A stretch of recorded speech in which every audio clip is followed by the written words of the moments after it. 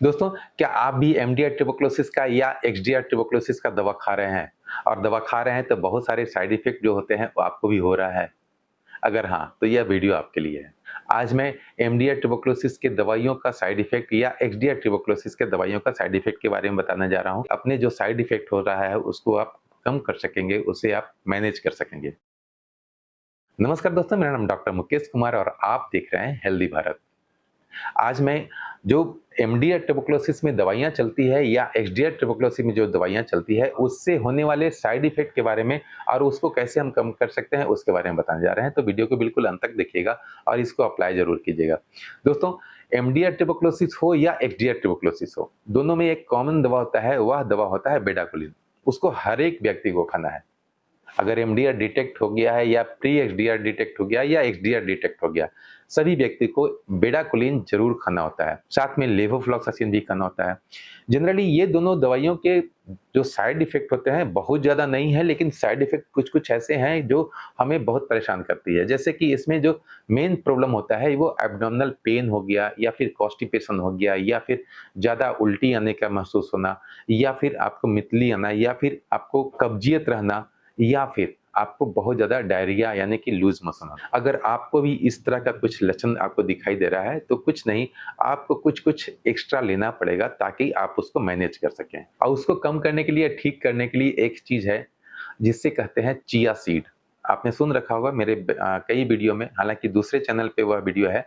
Chia seed एक ऐसी seed है यानी कि बीज है, जो कोई भी खा सकता है, उससे कोई साइड इफ़ेक्ट पहला तो है कि उससे आपका डाइजेस्टिव सिस्टम बहुत मजबूत होता है। डाइजेस्टिव सिस्टम अगर मजबूत हो जाती है तो सारी दवाइयों का एब्ज़ॉर्प्शन हमारे शरीर में बहुत अच्छे से होता है, उसका सही से यूटिलाइज़ भी होता है इस बीमारी को ठीक करने में।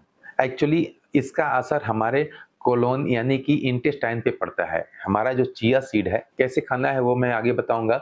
चिया सीड का असर हमारे कोलोन यानी कि इंटेस्टाइन पे पड़ता है, छोटी इंटेस्टाइन और बड़ी इंटेस्टाइन पे। छोटी आंत और बड़ी आंत पे पड़ने की वजह से क्या होता है, हमारे जो भी खाना खाते हैं ना तो उसको स्लिपरी बनाता है। उसमें फाइबर बहुत ज़्यादा मात्रा में होता है, जिसकी वजह से हमें कब्जियत का प्रॉब्लम या गैस का प्रॉब्लम या फिर पेट में दर्द का प्रॉब्लम, ये सारी चीज़ें बहुत हद तक कम हो जाती है, 99% तक कम हो जाती है।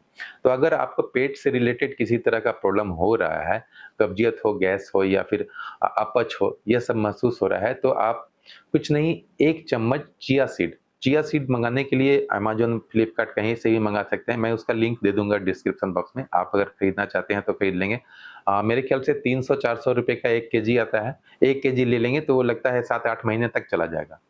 तो 7-8 महीने तक आप मैनेज कर सकेंगे अगर पेट से रिलेटेड कोई प्रॉब्लम है तो। और दूसरी बात कि अगर नहीं प्रॉब्लम है इसके बाद भी आप खा सकते हैं। यह हमारे वेट बढ़ाने में भी और अगर ओवरवेट है तो उसे कम करने में भी मदद करता है। यानी कि हम कह सकते हैं कि ओवरऑल ये हमारे सुपर फूड है, ये हमें हर एक व्यक्ति को खाना चाहिए। ये बात अलग है कि जानकारी के कमी की वजह से हम लोग नहीं खा पाते हैं। तो चिया सीड को 1 चम्मच रात में फूलने के लिए दे देना है पानी में, भिगो के रख देना है और सुबह पर उसे चबा करके भी खा सकते हैं या फिर आप ऐसे भी पानी में घोल करके पी सकते हैं। बिल्कुल स्लिपरी हो जाता है, लबाब टाइप का हो जाता है, उसे खाने में कोई स्वाद नहीं लगता है, बिल्कुल पानी का स्वाद में ही रहता है। तो उसे आप खा करके अपने पेट से रिलेटेड जो भी समस्या है उसको आप कम कर सकते हैं, ठीक कर सकते हैं। दोस्तों, एमडीआर में या फिर एक्सडीआर में एक दवा और चलती है, उससे कहते हैं क्लोफाजिमिन। क्लोफाजिमिन के बारे में आप पहले भी देखे होंगे या आप अपने शरीर पे देख रहे होंगे कि आपके शरीर में ब्लैकनेस आ रहा है, चेहरे पे या शरीर में अलग-अलग भागों में या फिर रेडनेस आ रहा है। कहीं-कहीं पर चेहरे पर या फिर शरीर के पीठ पर, पेट पर कहीं पर भी रेडनेस, लाल जैसा धब्बा या फिर शरीर में ब्लैकनेस आ रहा है। क्लोफाजिमिन करता क्या है कि हमारे मेलानिन जो पिगमेंट होता है ना, उसकी मात्रा को बढ़ा देता है। मजबूरी है हमें खाना, क्योंकि बीमारी है, हमको क्लोफाजिमिन खाना ज़रूरी है। लेकिन उससे बचने के लिए हम और भी वीडियो बनाए हैं जिसमें कि बताया हुआ है, आप एलोवेरा जेल का इस्तेमाल कर सकते हैं या फिर आप नारियल पानी भी यूज़ कर सकते हैं। 1 दिन, 2 दिन बीच करके 1 दिन आप डाव पी लें, नारियल पानी पी लें, उससे भी बहुत हद तक कम हो सकेगा। हमारा शरीर हाइड्रेट रहेगा, पानी की कमी नहीं होगी, इलेक्ट्रोलाइट की कमी नहीं होगी, तो हमारी स्किन भी हेल्दी रहेगा, ब्लैकनेस कम होगा। एलोवेरा जेल में आप हल्दी मिला करके भी चेहरे पे लगा सकते हैं, पूरे बॉडी में लगा सकते हैं। तो इस तरह से हम उसके क्लोफाजिमिन के साइड इफ़ेक्ट को नॉर्मल कर सकते हैं, मेंटेन कर सकते हैं। दूसरी दवा होती है, वह होता है साइक्लोसेरिन। साइक्लोसेरिन आप जानते होंगे हर एक व्यक्ति को खाना होता है। अगर आप लॉन्गर रेजिमेन खा रहे हैं, ये सारी दवाइयाँ लॉन्गर रेजिमेन की है। तो लॉन्गर रेजिमेन में साइक्लोसेरिन अगर आप खा रहे हैं, हालाँकि क्लोफेज़िमिन आपका शॉर्टर रेजिमेन में भी चलता है, लेकिन साइक्लोसेरिन जो है वो लॉन्गर रेजिमेन में चलता है। लॉन्गर रेजिमेन यानी कि 18 महीने की दवाइयाँ का जो कोर्स होती है, उसमें चलता है। तो साइक्लोसेरिन हर एक व्यक्ति का, किसी का 500 चलता है, किसी का 750 चलता है, यानी कि 2 टैबलेट चलता है या 3 टैबलेट चलता है। तो साइक्लोसेरिन के वजह से जो साइड इफ़ेक्ट होता है, वह थोड़ा हमारे दिमाग पर थोड़ा-सा असर करता है। ट्यूबरकुलोसिस, एमडीआर ट्यूबरकुलोसिस और एक्सडीआर ट्यूबरकुलोसिस सभी के बारे में थोड़ा-सा गहराई से जानना या फिर किसी चीज़ में कन्फ्यूज़ हो जाना, किसी पर झुँझलाना, जल्दी गुस्सा हो जाना, ये सारी चीज़ यानी कि दिमागी हालत थोड़ा-सा कमज़ोर कर देता है। इसमें घबराने की ज़रूरत नहीं है, वो आपकी वजह से नहीं है बल्कि वो दवा खा रहे हैं उसके वजह से है। किसी-किसी व्यक्ति को तो ऐसा भी लगता है कि हम ज़िंदा क्यों हैं, हम मर जाना चाहिए। ये बिल्कुल उसकी दवा का साइड इफ़ेक्ट है, आपको इस पर बिल्कुल ध्यान नहीं देना है। और सबसे अच्छी बात तो हम ये कहेंगे कि आप अगर दवा खा रहे हैं, अगर अगर कुछ साइड इफ़ेक्ट हो रहा है तो बहुत सारे वीडियो है, उसको आप देख कर के उसको मैनेज कीजिए। बहुत ज़्यादा वीडियो नहीं देखिए, बहुत ज़्यादा वीडियो देखिएगा, तरह-तरह के लोगों का तरह-तरह वीडियो देखिएगा तो दिमाग में अलग-अलग तरह का कहानियाँ चलते रहेगी। तो उसके लिए आप कुछ एंटरटेन भी कर सकते हैं, अपने दिमाग को दूसरे जगह भी यूटिलाइज़ कर सकते हैं। अगर कष्ट है तो आप वीडियो देख कर के उससे निजात पाने की कोशिश कीजिए, इसके बारे में बहुत ज़्यादा सोचने की ज़रूरत नहीं है। हाँ, अब रह गई कि इसको हम कैसे कम कर सकते हैं। तो देखिए साइक्लोसेरिन अगर आपका 500 एमजी चल रहा है तो आप उसको खाना तो 500 एमजी ही है, लेकिन आप उसको सुबह 250 एमजी खा लीजिए और शाम में 250 एमजी खा लीजिए। तो उससे भी उसका जो मेंटल डिसऑर्डर होता है या मेंटल पर जो स्ट्रेस आता है, वह बहुत हद तक कम हो जाता है। बहुत सारे लोगों को तो कई लोग को तो मैं देखा हूँ कि जिनका ये कंप्लेन है कि सर मुझे रात में नींद नहीं आती है, वो साइक्लोसेरिन की वजह से होता है। साइक्लोसेरिन अगर खा रहे हैं, एक बार में दोनों टैबलेट खा रहे हैं या तीनों टैबलेट खा रहे हैं, किसी-किसी को तो 3 टैबलेट चला जाता है 750 एमजी।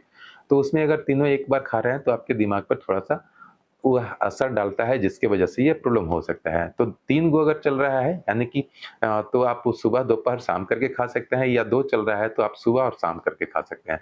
यह जान लीजिए कि एमडीआर की दवा या एक्सडीआर की दवा ऐसा बिल्कुल नहीं है कि 2 से 3 घंटों के अंदर हमें सारी दवाइयाँ खा लेनी है। अगर आपको साइड इफ़ेक्ट हो रहा है तो आप उसे डोज़ को डिवाइड करके भी खा सकते हैं, सुबह, दोपहर, शाम करके भी खा सकते हैं। इसमें कोई प्रोटोकॉल का हनन नहीं है, यानी कि हम प्रोटोकॉल के अंदर ही खा रहे हैं, ऐसा नहीं है कि अपने मन से खा रहे हैं, ये प्रोटोकॉल में है। ये डब्ल्यूएचओ का गाइडलाइन के अनुरूप ही है कि अगर कोई साइड इफ़ेक्ट होता है, तो हम उसको डिवाइड कर सकते हैं डोज़ को, ठीक है? अब रह गई बात लिनेजोलिड। एक और दवा होता है जो कहलाता है लिनेजोलिड। लिनेजोलिड की वजह से हमारे सबसे जो मेन असर होता है, वह होता है ब्लड पे। ब्लड में हीमोग्लोबिन की मात्रा को वह बहुत कम कर देता है। बहुत सारे लोगों को तो यह प्रॉब्लम नहीं होता है, लेकिन जिनका इम्यूनो सिस्टम कमज़ोर होता है, तो उसको लिनेजोलिड क्या है, वो हीमोग्लोबिन के लेवल को और डाउन कर देता है। इसलिए हमेशा देखिए, जाँच इसलिए ज़रूरी होता है, आप हॉस्पिटल में दवा खा रहे हैं, तो आपको हर 1 महीने या 2 महीने पर किसी भी तरह का कुछ अगर प्रॉब्लम होता है, तो जाँच ज़रूर लिखाता है। क्यों? क्योंकि ये इसमें देखा जाता है कि कहीं आपको लीवर में कोई असर हो रहा है कि नहीं, या फिर आपको किडनी पर कोई असर हो रहा है कि नहीं। अगर महिलाएँ हैं या फिर कोई भी हैं, तो उनको टीएसएच यानी कि थायरॉइड का भी जाँच कराया जाता है। बहुत सारी लड़कियां हैं या महिलाएं हैं जिनको वेट बहुत ज़्यादा बढ़ रहा है, तो वो थायराइड की वजह से होता है क्योंकि दवा जो हम खाते हैं उसमें हाइपरथायरायडिज्म होने का भी चांस होता है। बहुत सारी दवाइयों का यह साइड इफेक्ट है कि हाइपोथायरायडिज्म हो जाता है, यानी कि टीएसएच लेवल हमारा ब्लड में बढ़ जाता है जिसकी वजह से मोटापा बढ़ने लगता है। एक वीडियो मैंने डाला है जिसमें कि बहुत सारी ये महिलाएं क्वेश्चन कर रही हैं कि सर वेट कम करने के लिए दवा बताएं या फिर कोई उपाय बताएं। क्योंकि उनको हाइपोथायरायडिज्म है, थायराइड का प्रॉब्लम है जिसकी वजह से उनका वेट बहुत ज़्यादा बढ़ रहा है। ठीक है?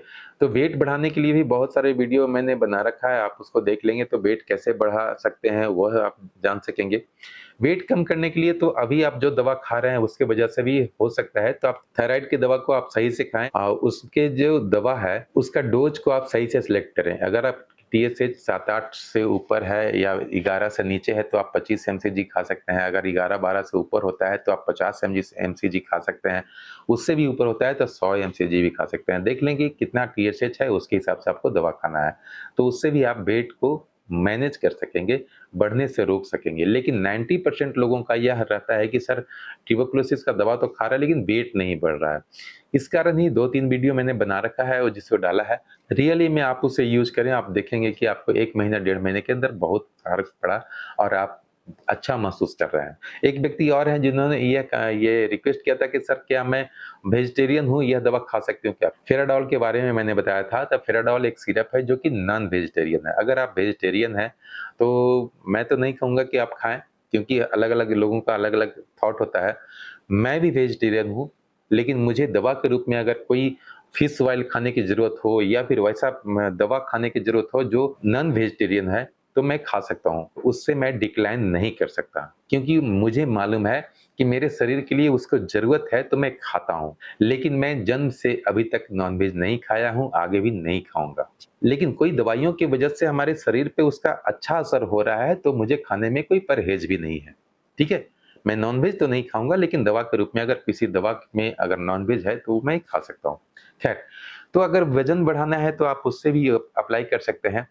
साइक्लोसिन के बारे में मैंने बता दिया। हाँ, तो लिनेजोलिड की वजह से हमारा जो हेमोग्लोबिन कम होना होता है, इसलिए हम लोग सीबीसी कराते हैं। तो सीबीसी में ये पता चल पाता है कि हेमोग्लोबिन हमारा कितना लेवल कम हुआ है।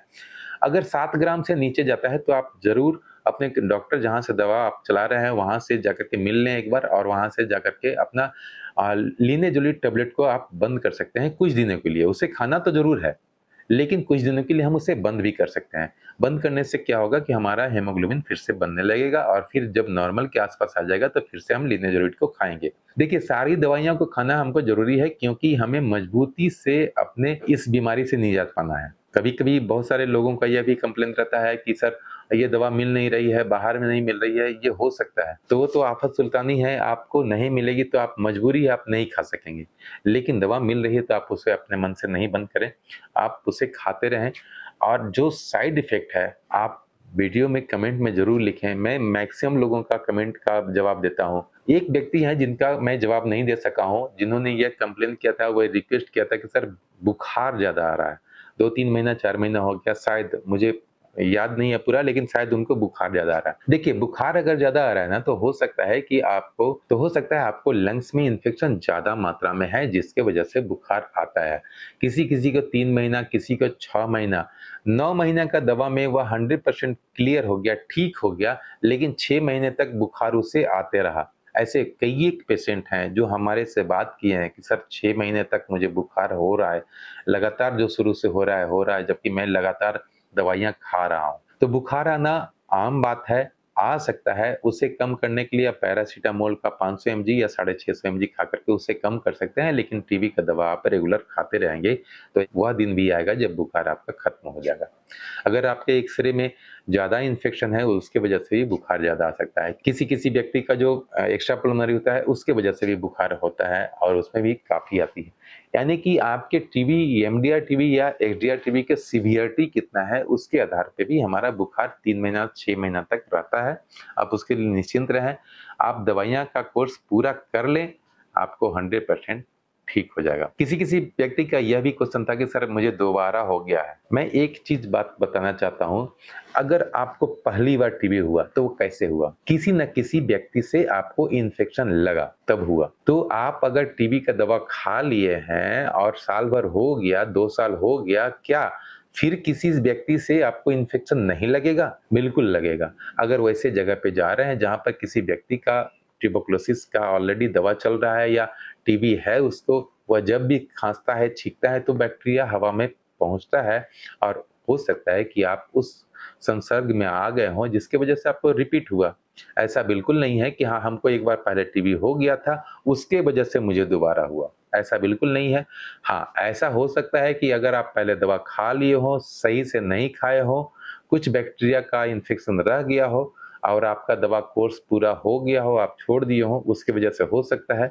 लेकिन यह कन्फ्यूज़न में न रहें कि हाँ, एक बार टीबी मुझे ठीक हो गया तो हमें अब ज़िंदगी में कभी नहीं होगा, ऐसा बिल्कुल नहीं है। कभी भी हो सकता है, लेकिन वो किसी दूसरे से ही इन्फेक्शन लगेगा तभी। दोस्तों, इस वीडियो में भी मैं यही कोशिश किया हूँ कि आपके सारे क्वेश्चन का जवाब मैं दे सकूँ, सारे साइड इफ़ेक्ट के बारे में कुछ-कुछ बताया हूँ। अगर आपको अच्छा लगता है यह वीडियो तो आप ज़रूर लाइक करें, सब्सक्राइब कर लें चैनल को और भी जो प्रॉब्लम है आप लिखेंगे, कमेंट करेंगे तभी हम उसके भी जवाब दे सकेंगे और उम्मीद है कि वीडियो अच्छा लगा होगा। अच्छा लगा तो वीडियो को लाइक करें, सब्सक्राइब करें अगर चैनल पर नए हैं तो। बेल आइकन को दबाकर ऑल नोटिफ़िकेशन ऑन कर लें ताकि भविष्य में आने वाला हर वीडियो आप तक सबसे पहले पहुँच सके। मिलते हैं अगले वीडियो में, तब तक के लिए जय हिंद।